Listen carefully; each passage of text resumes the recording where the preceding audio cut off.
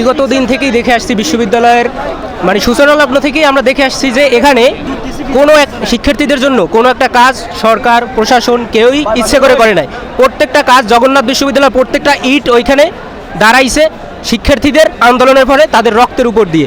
কোনো একটা কাজ আপনি বা প্রশাসনিকভাবে যে আসার কথা সেটা কিন্তু কখনোই জগন্নাথ বিশ্ববিদ্যালয় আসে নাই। তো শিক্ষার্থীরা বুঝে গেছে যে এখানে আন্দোলন ছাড়া আমরা কিছুই পাবো না, রাজপথ ছাড়া এখানে কিছুই হবে না, আমাদেরকে রক্ত দিতে হবে তারপর পাবো এরকম। আর সরকারও মনে হয় এটা বুঝছে, সরকারের তো অনেক পরিবর্তন হয়েছে। আমরা দেখছি 2005 সালে জগন্নাথ বিশ্ববিদ্যালয় প্রতিষ্ঠিত হয়েছে, তারপর বেশ কয়েকটা সরকার পরিবর্তন হয়েছে, বাট কেউই আমাদের দিকে ওইভাবে সুদৃষ্টি দেয় নেই বা কেউই আমাদেরকে বুঝতে চায় না, নাকি আমাদের দাবিগুলো আমি জানি না। অন্যান্য পাবলিক বিশ্ববিদ্যালয় কত তাড়াতাড়ি তাদের কাজগুলো হয়ে যাচ্ছে, অথচ আমাদের কাজ দীর্ঘদিন 12 মাসে 18 মাসে বছর এরকম একটা অবস্থা। কেউ আমাদেরকে কোনো মূল্যায়ন করে না।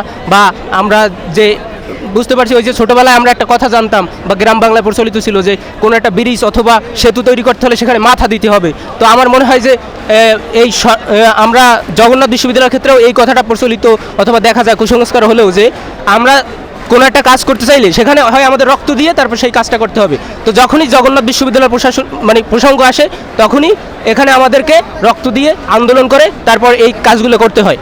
এটা হচ্ছে কথা। কিন্তু সরকারের আমার মনে হয় যে সুদৃষ্টি দেওয়া উচিত এদিকে। আমাদের সরকার পরিবর্তন হয়েছে, জনগণের সরকার বলে আমরা তাকে মনে করি, কিন্তু তাদের কাছে কি আমাদের কথাগুলো পৌঁছায় না? এই কিছুদিন আগে 3-4 মাস আগে আমরা আন্দোলন করেছিলাম কিসের জন্য? আমাদের যে দ্বিতীয় ক্যাম্পাস ছিল সেটা সেনাবাহিনীর কাছে হস্তান্তর সহ আমাদের কয়েকটা হলের ওইখানে হল করার কথা ছিল সেইগুলো, কিন্তু তারা বলেছিল, আশ্বাস দিয়েছিল আমাদেরকে বা দেখাইছিল যে হ্যাঁ খুব শীঘ্রই এটা শুরু হবে। কিন্তু আমরা তাদের আশ্বাসে বাসায় ফিরে গিয়েছি, ক্লাস করতেছিলাম শান্তিপূর্ণভাবে সব কিছুই, কিন্তু আমরা দেখতে পাচ্ছি যে না, আমাদের সেই কাজগুলো এখনও করা হচ্ছে না, কোনো সমস্যার সমাধান করা হচ্ছে না, কিছু না। সেজন্য আমরা আবারও রাজপথে আসছি এবং এবার আমরা আমাদের রক্ত দিয়ে হোক জীবন দিয়ে হোক এখান থেকে আমরা আমাদের দাবিগুলো পূরণ করেই ছাড়বো, তাতে যা হয়ে যাক।